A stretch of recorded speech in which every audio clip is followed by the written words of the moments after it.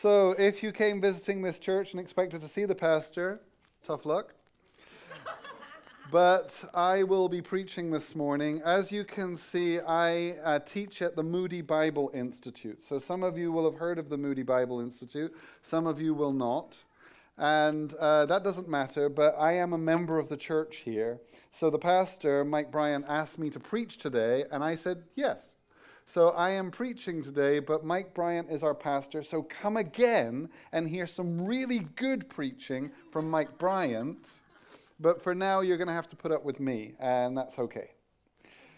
There's a picture that I've got up here that I think is very powerful. It has English people in it. Now, some of you may have realized I don't sound like Pastor Mike because I'm not American. I am English. I actually still have an English passport. My wife is American, and my son is American, and my daughter is American, and so we do have battles in our household every now and then, and I win. But no, I don't. But anyway, we have things going on in our household that would show attention. And I am very, very grateful that in 1941 you decided to join the war. It was already going for a couple of years before then, and actually Saving Private Ryan isn't the only thing that happened. At the same time, British paratroopers were dropping down behind enemy lines, and the British were in the boat. So you see here, these are people with wrong-shaped hats. I don't know why, but the British had these hats that went down, and then they went out here. Shoot me in the neck, why don't you? It'll be fine. But no, they had hats that went down and out like this, and these are British soldiers in World War II. What I have to tell you is that my grandfather, who I'm very, very proud of, but only met when I was too little to remember, and he died in 1971 when I was 1. My grandfather called Peter Worrall. Wait, aren't you called Peter Worrall? Yes, we had the same name. My grandfather, called Peter Worrall, served in the Navy. And what I heard about him, I have all his medals and things, and what I heard about him is that he started off on a destroyer, and then he went on to a frigate, and then he went on to torpedo boats. If the war had gone on any longer, he would have been on a rowboat. I'm going to get you. But my grandfather was sunk a number of times, and my grandmother was walking across a park when a Stuka bomber came out of the clouds after dropping bombs on our dockyard, because we had a Royal Naval dockyard, and she was in her naval outfit, and it took shots at her, and they strafed both sides of her and my Aunt Iris. So I'm just saying that my grandfather was in the war, and so was my grandmother. Also, my grandfather on the other side was very, very annoyed at not being able to serve in the war, because he thought that he actually said that if the Germans invaded England, he would have shot my grandmother rather than hand her over. That's how he felt about it. Now, I'm not saying that was the right thing to do. I only think it was Adolf Hitler who was out of his head. I don't think all the people of Germany were quite that far gone. And so my grandfather on that side, he was a person who served in the fields of England growing crops. So what we've remembered in having a look at this and putting up a slide where you would see the American soldiers, I want to tell you that British soldiers were there, and actually if there were Polish people, they would say, well, we were there, and if there were French people, they would say, well, we were there, because just because the French gave in to their capital, lots of them came across to Britain and then went back across. And then lots of Polish people, they lost their country, but they came to England and they fought on. So we remember all of their courage. And actually, honestly, there were courageous German fighters fighting for something that we wouldn't believe in, and there were courageous Italians fighting for something that we wouldn't believe in. But we remember their courage. And that courage has inspired us as we've thought about this series. So that's why I put that slide up there, to remind you, it wasn't just Saving Private Ryan. It was all of us. Then moving on. So we're going to look at something courageous today. We're looking at a courageous series, a series where people are very courageous. And Pastor Mike said, hey, we're doing a series on courageous. What would you like to preach on? And I jumped in before anybody else who you've heard preach, and I said, I'm doing Joshua 1. Why? Because it mentions being courageous in very clear ways. And so I wanted to get in nice and early and say, I'll do that one. And I've been researching and I've been thinking about it, and I've got into some other things. And some other things which will back it up and will reinforce it. But before I get there, I want to talk about my dad. My dad is on the left here. And he was a thoughtful person, and he liked Casablanca, and he liked to go to Paris. My dad, Don Worrall. And my dad, Don Worrall, hung out with Jack Collazar. And Jack Collazar, he had cerebral palsy, and that's why he's in the wheelchair.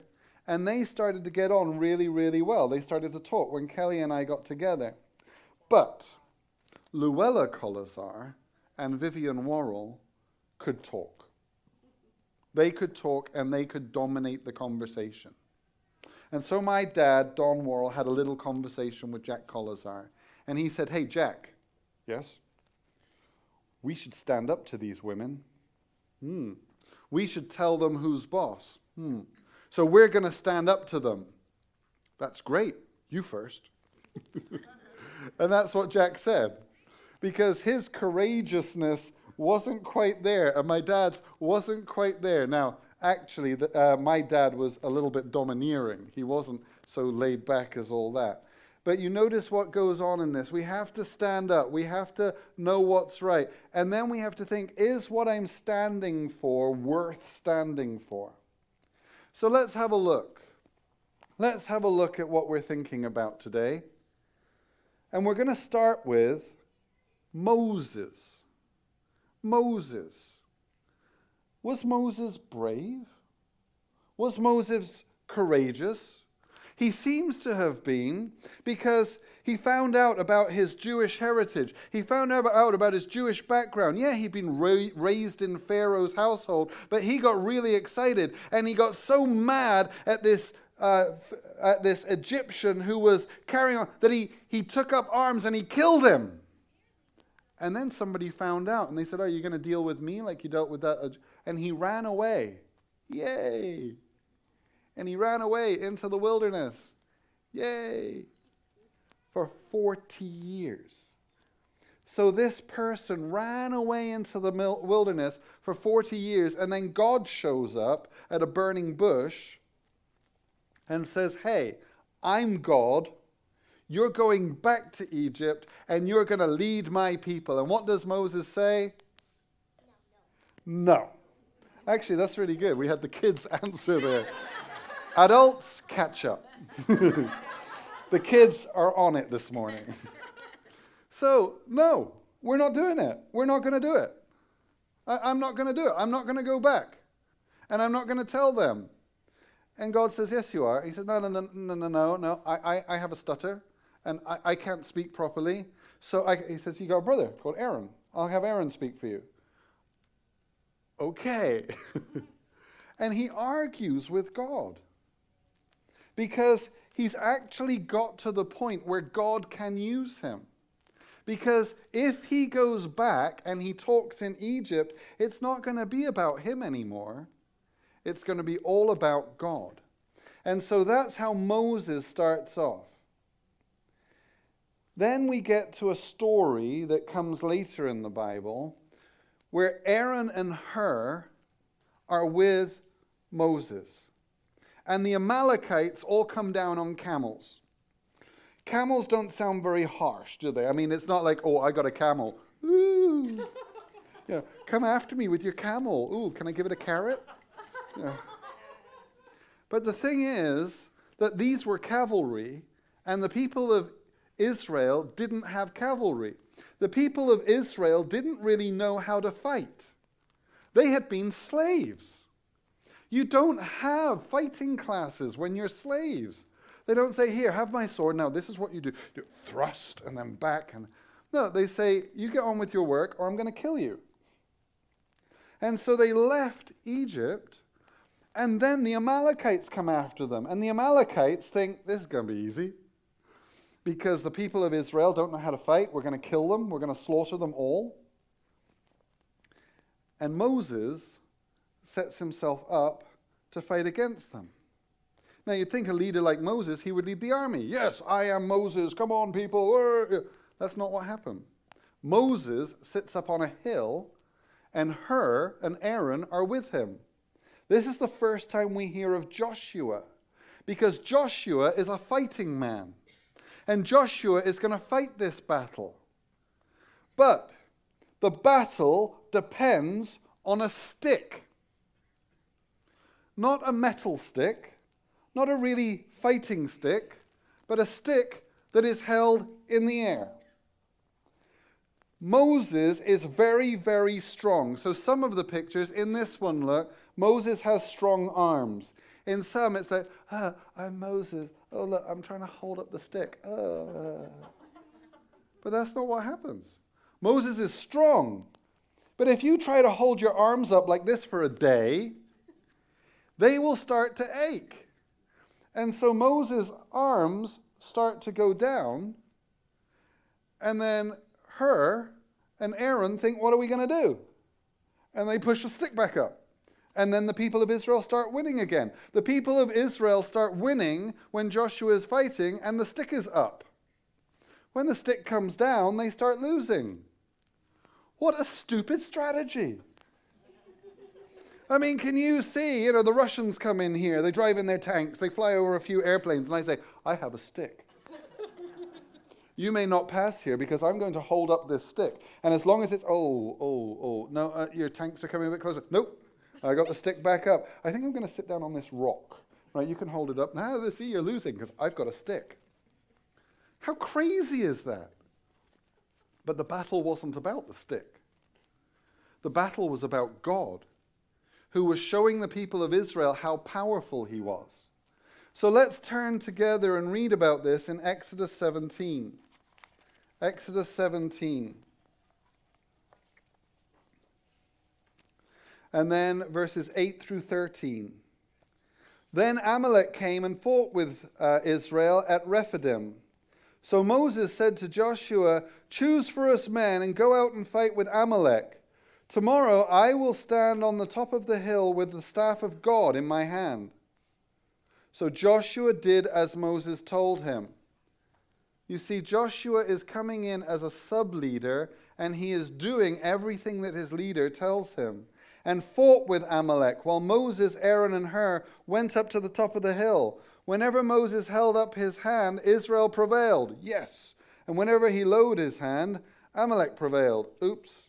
But Moses' hands grew weary, so they took a stone and put it under him, and he sat on it, while Aaron and Hur held up his hands, one on one side and the other on the other side. So his hands were steady until the going down of the sun, and Joshua overwhelmed Amalek and his people with the sword. So Joshua wins. Why? Because God is with him.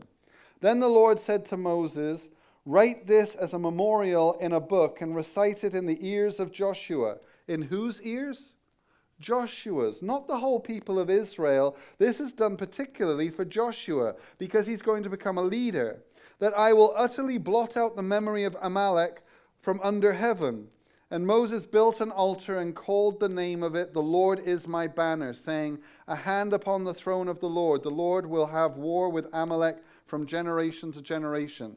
So they come against Israel, but Israel can look back and see this stone, and they will remember that God prevails. God made them win that battle, even though they were untrained slaves, even though it was about a stick. It wasn't about a stick. It was about the God who is above this.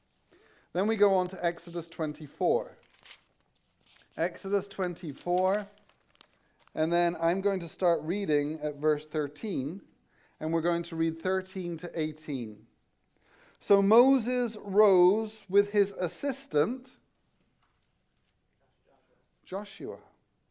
And Moses went up into the mountain of God. And he said to the elders, wait here for us until we return to you. And behold, Aaron and Hur are with you. Whoever has a dispute, let him go to them. Then Moses went up on the mountain, and the cloud covered the mountain. The glory of the Lord dwelt on Mount Sinai, and the cloud covered it 6 days. And on the 7th day he called to Moses out of the midst of the cloud. Now the appearance of the glory of the Lord was like a devouring fire on top of the mountain, in the sight of the people of Israel. Moses entered the cloud and went up on the mountain, and Moses was on the mountain 40 days and 40 nights. So Moses goes up on the mountain. Who goes up with him?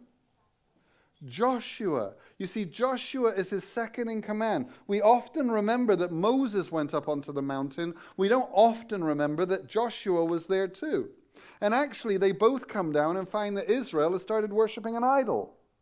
But Joshua wasn't there when that happened. Joshua was up on the mountain waiting for Moses to come back down, which is pretty awesome. Then we get to Numbers 13. So just fast forward in our Bible a little bit to Numbers 13. And we've got the Lord spoke to Moses saying, "Send men to spy out the land of Canaan, which I am giving to the people of Israel. From each tribe of their fathers you shall send a man, every one a chief among them." So Moses sent from the wilderness of Paran, according to the command of the Lord, all of them who were heads of the people of Israel. And you see that it says Hun, or you see that it says Hoshua son of Nun, Hoshea son of Nun. Well, who is Hoshea? These were the names of the men whom Moses sent to spy out the land, and Moses called Hoshea the son of Nun Joshua.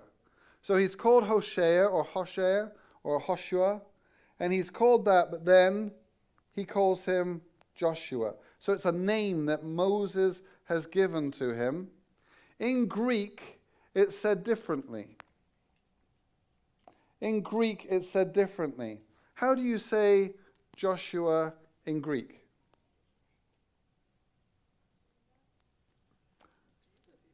Jesus is correct. It's Jesus. Now, you know that Anglo people don't tend to call their children Jesus. Only Hispanics tend to call their children Jesus. And I actually respect that, because Jesus was quite a common name. It was quite a common name. When Jesus was born, they didn't go, "His name is Jesus, and it will be like nobody else in the..." Here comes Simon, here comes George, here comes Jesus. It wasn't like that. It was more like in the Hispanic community, where here's Jesus, there's Jesus, everywhere's Jesus. And he was living his life. Grapes, then, this Jesus character, this Joshua people, they've got grapes. Have you looked at this picture? Look at that. Those are massive grapes. We don't know quite whether they look like that, but it took 2 sets of people to carry them. And they would carry them, and so there were these great grapes. It was a land flowing with milk and honey. It was awesome, just like God had promised. God was going to give it to them. And so they decided not to go.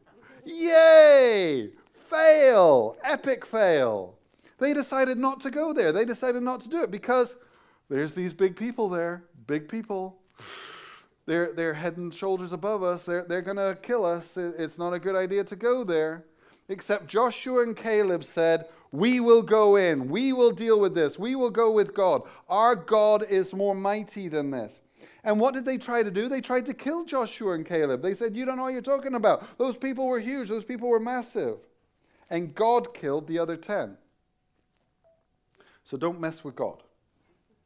And then they said, "Ooh, maybe we've made a mistake. Maybe we should go into the land of Israel, and maybe we should kill everybody." And Moses said, "Don't go. It's too late now." And they went in, and they got beaten.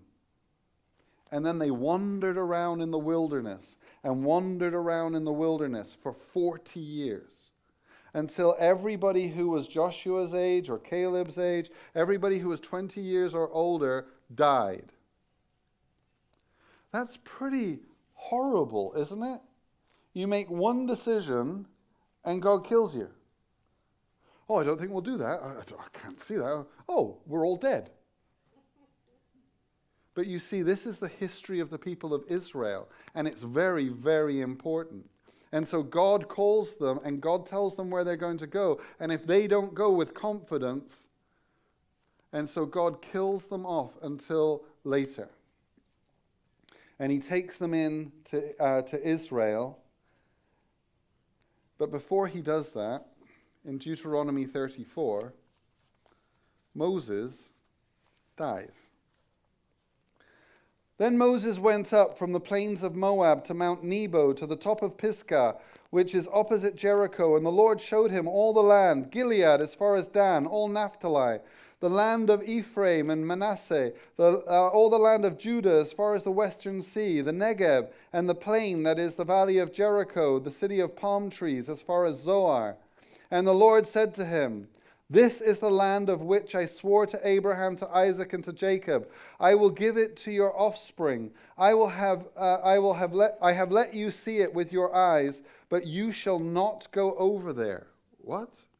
Moses raises up the people like God told him to. Moses brings the people out, and he's going to go in, but they disobey him. Moses leads the people around in circles for 40 years, and God says you can't go in. Yes, because Moses disobeyed God. He hit a rock when God said not to touch it.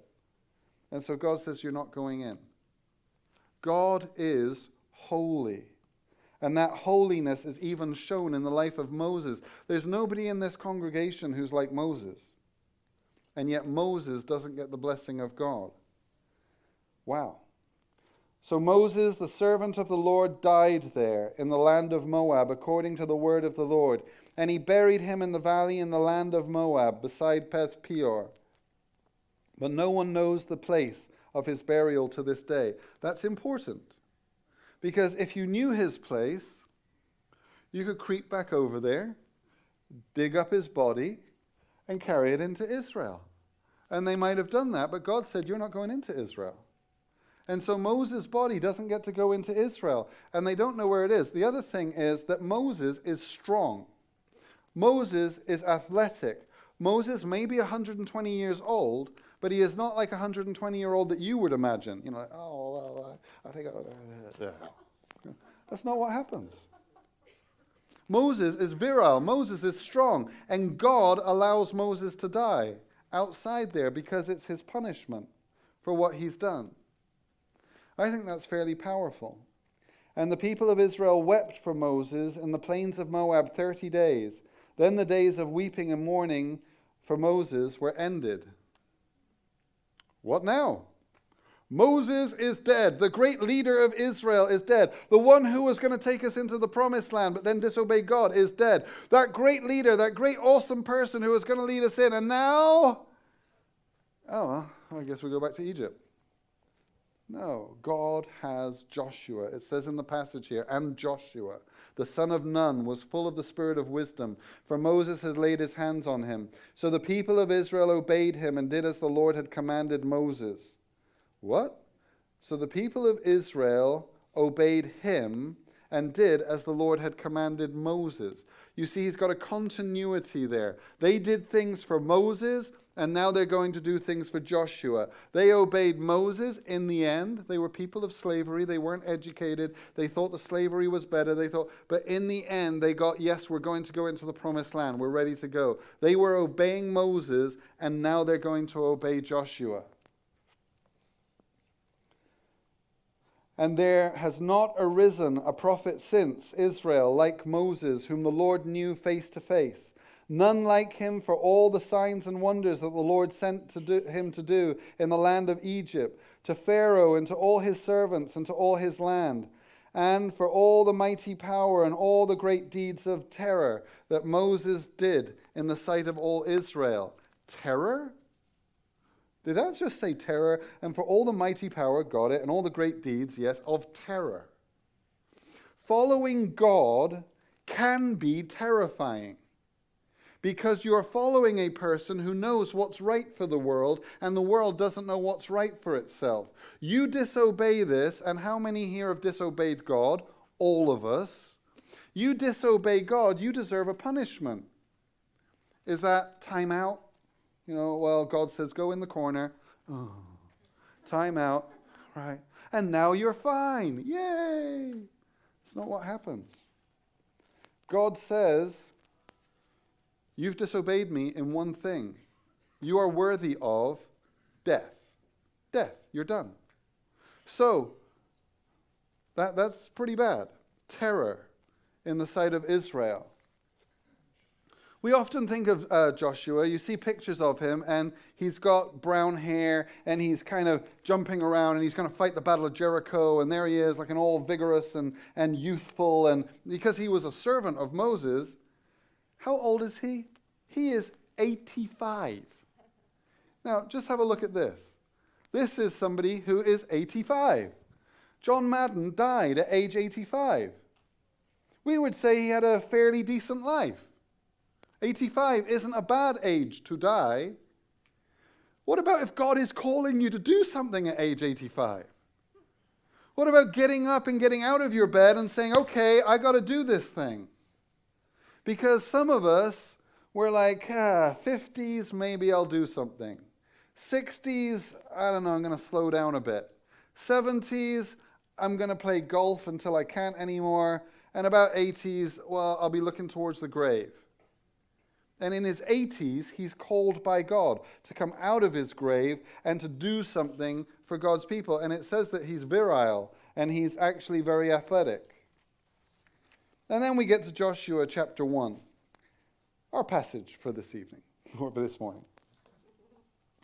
After the death of Moses, the servant of the Lord said to Joshua, the son of Nun, Moses' assistant, Moses, my servant, is dead. Dead, he's gone. Now therefore arise, go over this Jordan, you and all this people, into the land that I am giving to them, to the people of Israel. So this event is over. Moses is dead. It is time to go. Every place that the sole of your foot will tread upon, I have given to you, just as I promised to Moses. From the wilderness and this Lebanon, as far as the great river, the river Euphrates, all the land of the Hittites to the great sea toward the going down of the sun shall be your territory. No man shall be able to stand before you all the days of your life. Just as I was with Moses, so I will be with you. I will not leave you or forsake you. I think that is key here. I will not leave you or forsake you. Moses, the great man of God, is done. How's it going to be for you? I will not leave you or forsake you. Be strong and courageous, for you shall cause this people to inherit the land that I swore to their fathers to give them. Only be strong and very courageous. There's our word again, very courageous. Being careful to do according to all the law that Moses, my servant, commanded you. Do not turn from it to the right hand or to the left, that you may have good success wherever you go. This book of the law shall not depart from your mouth, but you shall meditate on it day and night, so that you may be careful to do according to all that is written in it. For then you will make your way prosperous, and then you will have good success. Have I not commanded you? Be strong and courageous. Do not be frightened, and do not be dismayed. For the Lord your God is with you wherever you go. So our first point from this passage is Joshua is strong and courageous because God never leaves him. God never leaves him. What do we see about Joshua? Without God, Joshua is nothing. You would not have heard his name. He would have done nothing. He would have gone into the land of Israel and he would have been killed. But he goes into the land of Israel and he stands up because God is with him. With God, Joshua is strong and courageous.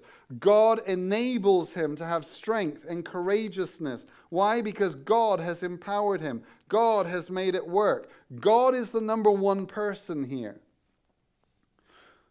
God is with us as he has been with others. So, you can look at Moses. God was with Moses. He did mighty things in Moses, and actually through you as well as a subservient. But, yeah, he did good things through you. And he will do them in the future through you. So think about those mighty things that God has done, and God will go with you. God will support you. There is somebody that I know called Michael Ross Watson. Michael Ross Watson came to our church.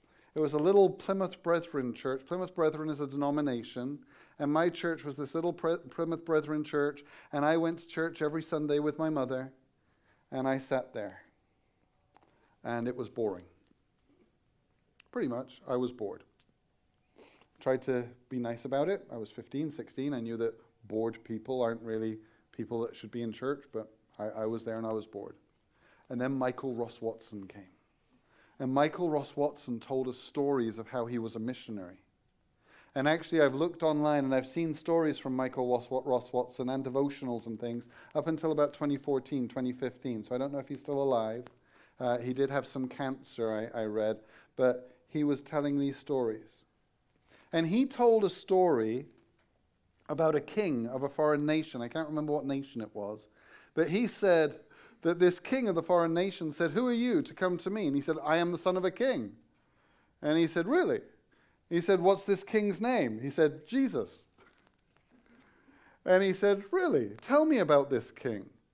And he told him about King Jesus and all that King Jesus had done and all these powerful things that King Jesus had done in his life. And he told him his testimony. And this king became a Christian and led many people in his country to be Christians. And I heard that story, and it sounded remarkable, and then I researched and found a few things out. This person was on fire for God, and God did mighty things through him. God did mighty things through him. God did mighty things through him. But who is in the ascendancy there? It is God. So if you want to do mighty things, what do you have to think about? God. Who do you have to put in the number one place? God. How can you compromise that? You can't. And many of us live in a postmodern era. And in the postmodern era, you can't trust authority. There is no truth. Somehow that's true, which doesn't actually make sense. But there is no truth. There is no ascendancy. And so make up your life. Be whatever you want to be. Ta-da! And what happens is you go across and you make up whatever you want to be and you create this person, and I think I'll be a penguin. Oh yeah, I'm a penguin. Look, I got flippers. Yeah. It's not mad anymore because you can say you are whoever you want to be. And so I read in the Bible Boanthropy of Nebuchadnezzar. Boanthropy was considered a madness. Not anymore, I mean, if you want to be a cow, be a cow. Because Nebuchadnezzar was a cow. So, I'm a penguin. Really? Trusting God, not in myself, because when you have got into that postmodern era and you die, you will be dead. And then there is a hell, and you will have to face that hell, and that you will live forever in that hell. Now, hell is where God's relationship, that relationship with God, is cut off. Do you really want to live there forever? I would say no. I would say it's very, very important not to live in hell. But it is very, very important to live in heaven with God and to endure with him. Without God, we are nothing. We are nothing. Without him, we are nothing. But with God, we can be, like Joshua, strong and courageous. We can have reason to be strong. It doesn't depend on me. It doesn't depend on my, stick in the air. Really? A stick in the air? Yeah, but they were being strong and courageous, and they won the battle. God is with us, as he has been with others. So when I look back at my church family, I remember the people who walked with God, and I try to be like them. When we're looking at this church, we see Johnny Benz, we see Pastor Mike. We see these people, and they are strong and courageous. They are not perfect. Moses was not perfect. But we can see that their lives flourish because they are walking with God. And that's what our lives should do too. We should walk with God, and then we should see our lives flourish. If your life is not flourishing, it is probably because you're not walking with God well. And sometimes God will knock things off of us as we're going through. And it doesn't feel very pleasant, but God will change us and make us into better people. But if you think you're flourishing without God, you're not. Because when you die, that will be forgotten. They may set up a monument and they may tear it down. But is that really all of your life? If your life is remembered with God, and if you are living with God, then that is the real reason that you were born into this world, to live a life with God. And if that endures forever, then that is good. So my first point is Joshua is strong and courageous because God never leaves him. My second point is Joshua is strong and courageous because the Lord has a job for him. So the Lord empowers him. The Lord has something that he has to do. God gives Joshua a responsibility. He's going to lead the people to conquer. Now think about this. He's going to lead the people to conquer. If we think about Joshua, sword raised, I'm charging in among the enemy. Yay, that's wonderful. I remember seeing Austin Powers. Very important. I remember seeing Austin Powers, and he's diving in like a James Bond character, and somebody gets killed, and then they go away to his birthday party. And they were like, I wonder when, I can't remember his name, but I wonder when George is going to be here. Oh, wait, the phone's ringing. Yes. Oh, I'm sorry. George is dead. Because Austin Powers has killed him. And we never think about the people that are killed in these things, because the victor wins. But think, this victor is going into Israel, and he is going to kill every last man, woman, and child. Every last man, okay, I can take that. Those people are fighting him, they've got to kill him. Women generally didn't fight at that time.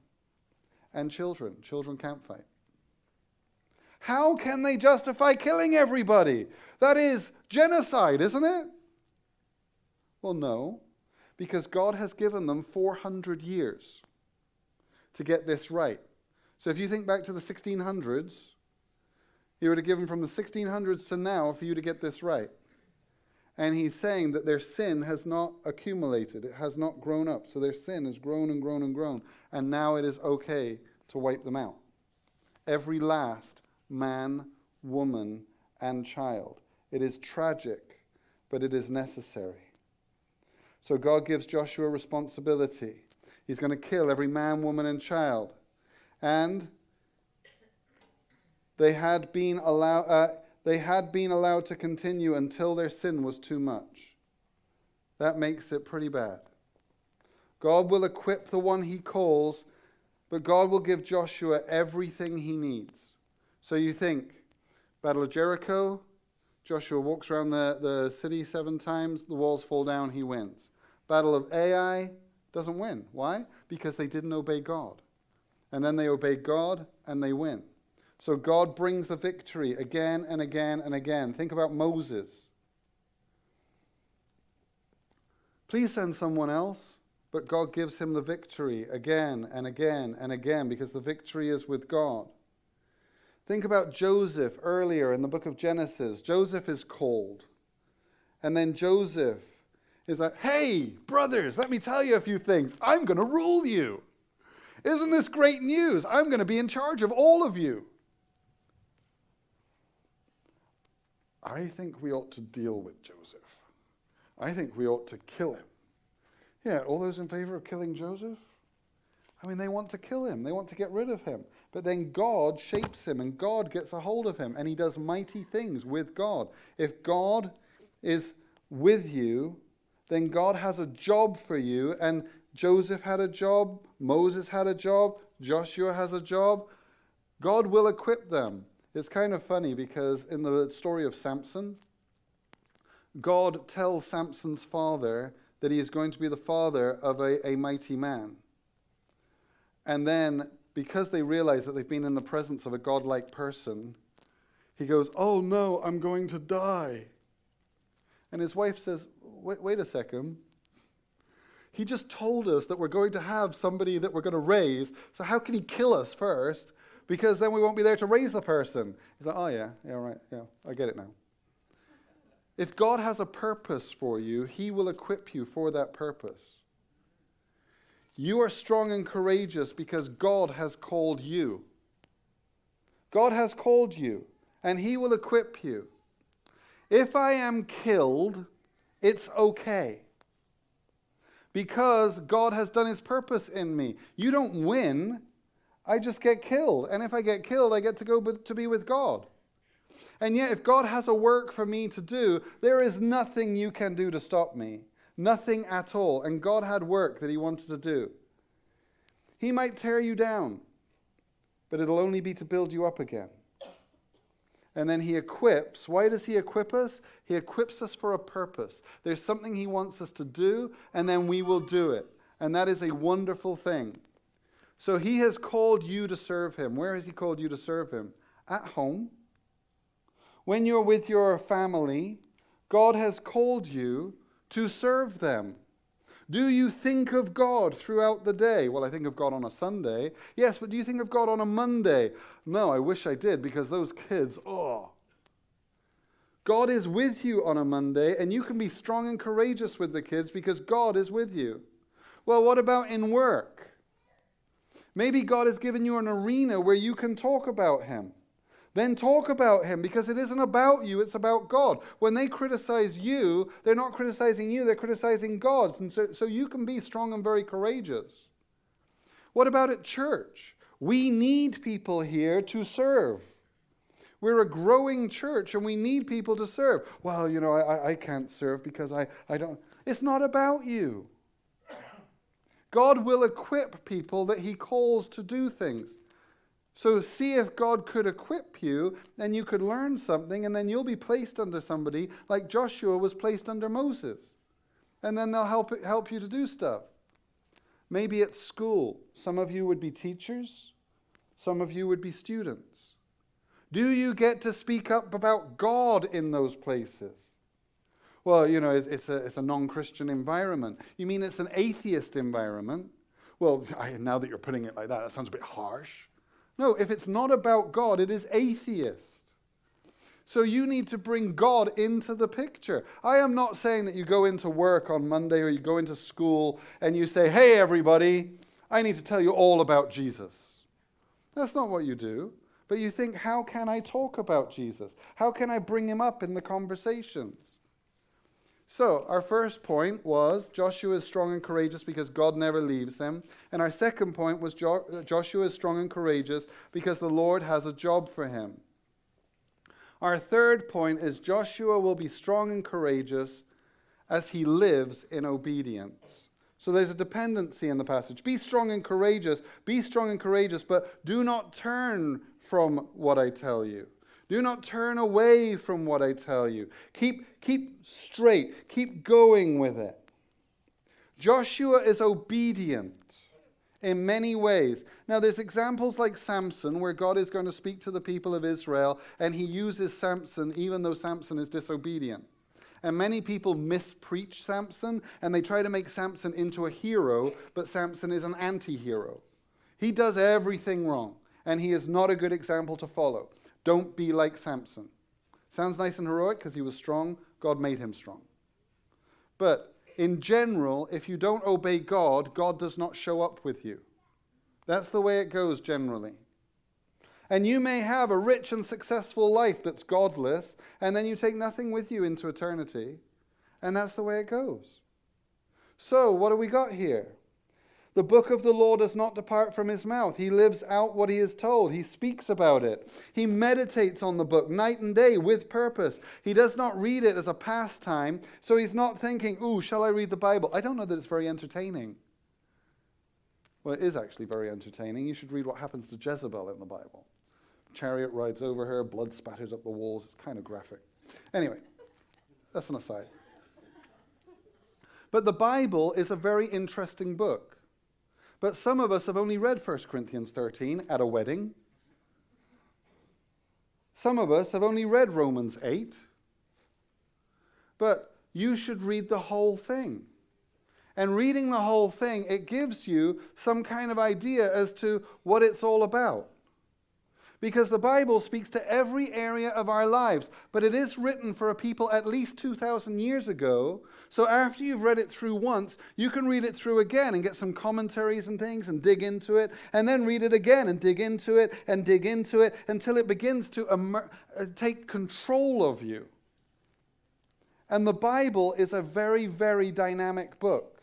And it is very, very relevant for every age, including our age. So what's the measure of success?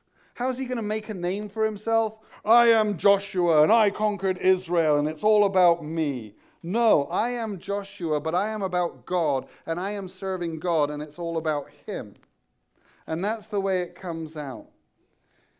To occupy the land, split up the tribes and assign them, to kill the inhabitants, men, women, and children, and to live in God-fearing ways. God is glorified, but not Joshua. Joshua has this book written about him, but if you read it well, God is the one empowering him. If you read it well, God leads him to be courageous. If you read it well, God is in the ascendancy. And we are a small chapter in God's story. We are almost insignificant. How many of you remember John Smith from 200 years ago who lived down the road here? At the time, he might have thought he was important. But you're not that important.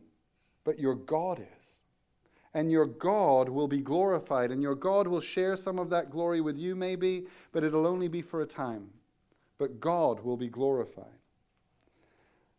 In Lake Geneva Youth Camp, which is a camp that I know this church doesn't really use, and this church uses other camps that I'm not really familiar with, but before I came to this church, I was already speaking and doing things with Lake Geneva Youth Camp. In Lake Geneva Youth Camp, they had a pandemic. You might have heard of it. The COVID pandemic. Everybody here has experienced the COVID pandemic. Not very good if you're running a camp. Who's going to come and stay at this camp? Nobody. What did they have to do? They had to let people go. Was that against the law? No. Was it legal? Yeah. I mean, they let people go. They had to downsize. They had to make adjustments. But they did not let go of God. They remained faithful to God.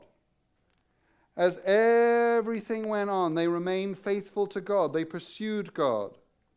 And God lifted them up. So now we get to the end of this time together, and the pandemic's beginning to lift, and the camp has survived. The camp is getting stronger. The camp is being faithful, and because of their faithfulness, God will reward them. Now, when you look at your life, is God rewarding you? God does not have to reward people. So you cannot go to God and say, God, I've been faithful, so I need $1 million tomorrow. Oh, he didn't show up. I'm not following this God anymore. It's not how it works. You are faithful to God, and God does with you whatever he wants because he's God. And it will be for his glory and for your good, actually, whatever he does.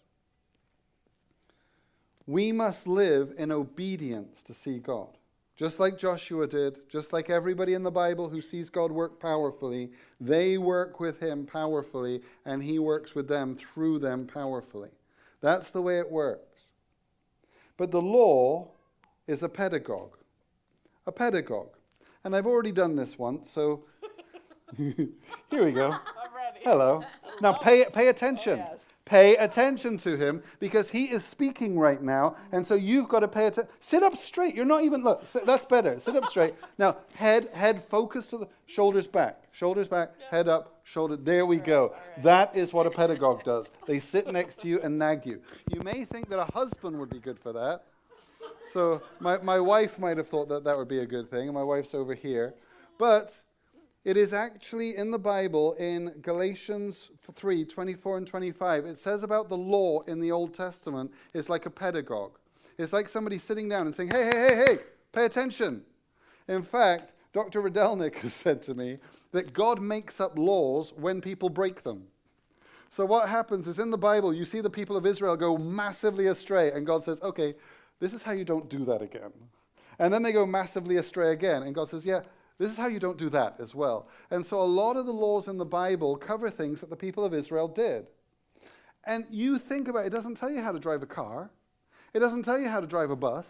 It doesn't tell you how to walk down a 21st century street. It tells you how to do things in the years 2000 BC and stuff.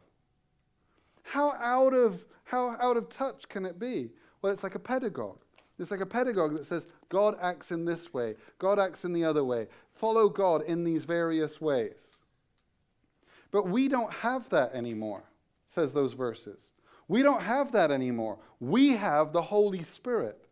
And the Holy Spirit walks with us, and the Holy Spirit will tell us to do things in line with the Bible. The Holy Spirit never contradicts the Bible, and the Holy Spirit tells us how to behave. And it is awesome. And it is the best possible life you can live. But when I became a Christian, I was given a cheap gospel. And the cheap gospel I was given was, you don't want to go to hell, do you? Anybody here going to hell in a handbasket? No, you don't want to go to hell. You want to not go to hell, don't you? Oh, yeah, because hell isn't AC/DC. Hell ain't a bad place to be. No, hell is a really bad place to be, so you don't want to go there. Now, you can get out of hell free. Oh, yes. Oh, I want to get out of hell free. So, you need to trust in Jesus. Only mention of Jesus made here. You can trust in Jesus, and Jesus will take away the punishment for sin. Just say, I believe in Jesus. Accept, believe, confess. So, accept that what I'm saying is true. Believe it, and then confess it. Say, oh, Jesus, take care of this, and you'll be free. And then you're done. And what frequently happened at that point was that you were done with the Christian faith. Because I got hell taken care of. Now, God does take care of hell. The Bible's very clear about that. And you do need to accept, believe, and confess. But you need to walk with Jesus to have the best possible experience of everything that your life was created to be. Some of you watch so many commercials on TV that they're telling you what life is meant to be, and you follow that. Some of you are following your friends. Some of you are following your neighbors. Some of you are following all kinds of other things. But the way that your life is meant to be is following Jesus. And when you walk with Jesus in the Holy Spirit, He empowers you, works with you, so that you have the best possible life. We walk in ways that are strong and courageous. Now, in conclusion, I'm going to tell you about Florence. Florence doesn't live in America. Florence lives in Kenya. And Florence is the daughter of a father who had 9 wives. That's a lot of wives. And with those 9 wives, he had 77 children. You can't give your time to 77 children. I have difficulty with 2. So, what a terrible way to live. 26% of women in Kenya are married before age 18, and they're not love marriages. They're marriages just to it's a man down the road. And 6% of them are married before age 15. And she was in that category of getting married very, very young. She ran away. She went to college. She got a degree. She's a teacher. And Kemalingot School and Rescue Center was set up by her to rescue them. And she did this in the courage that God gave her. She did this in the courage that God gave her. Boys who are the victims of child labor were also included in this. That is awesome. So now you've got girls and boys who are given a second chance at life. She was approached because she took a daughter, and she took the daughter into her school, and the men got very, very annoyed because that daughter was going to get married. And she took her into her school as a hospice, and the men came round and threatened her with sticks and said they were going to beat her, but she would not give that girl up until the police arrived and diffused the situation. That is the kind of power that God gives. God works through her now and through her church, and God equips her. So be strong. Everyone here, be strong and be very courageous, because the Lord your God is with you. He is working with you. They cannot kill you and take away the Spirit. The Holy Spirit works with you. Be faithful with the little, and He may give you much, but you do not know that for sure. It does not matter what you do, as long as you faithfully serve God. God first, everything else second. That is the gospel, to be able to put God first in our lives and to have a right relationship with Him through Jesus Christ. Look at our church. Look at our church.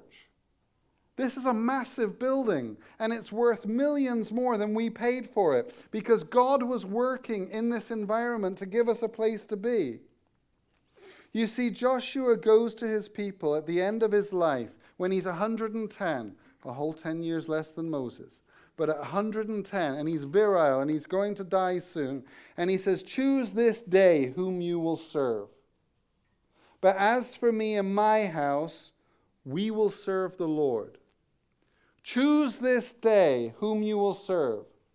But as for me and my house, as for me and my house, as for me and my house, amen. Amen. Why don't you guys go and stand up?